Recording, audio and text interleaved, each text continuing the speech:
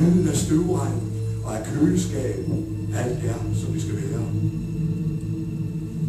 Om søndagen har jeg størst lyst til at krasse mig ud af hulen. Piletræerne. Jeg spænder min kaltarm og slipper den af.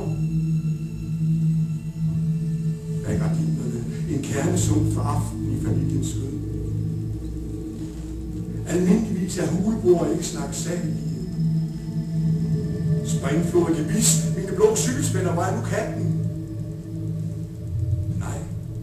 Jeg vil ikke forstå nattens dybe blå eller stjerners lys. Skråt ind fra venstre i det rette perspektiv ses et samleje. Den blege time. Jeg tæller dine fregner, regndis i luften. Vindens sorte lyd i den forbavsede nat efter nedsmeltningen. Forventninger til morgendagens skyggende lys er dumdristige.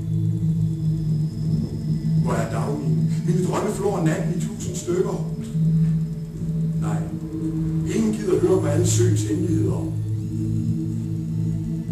Selv med frakken på i den regnvåde morgen er han forsvarsløs. Udover rollen som særlig er han god til at spille normalt. Aftryk gennem glas, hører lyden af mine skridt i nærheden.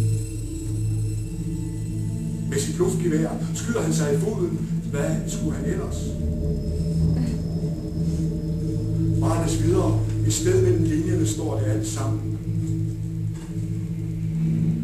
Her i mørket. Jeg vil ikke have mere med det at gøre. Der hvor det ligger, bliver det sikkert liggende til sidst på dagen. Han løber ud til kantstenen, sætter scenen og går tilbage. Ser grisen skide en gevaldig boble af smukke farvelkys.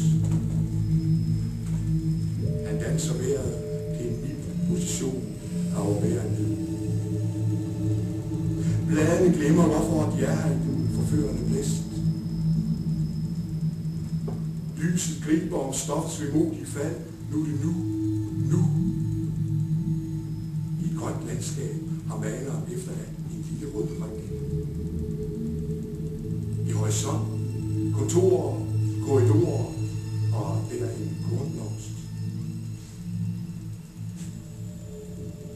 Regnen styrter ned, og et eller andet sted finder de lykken.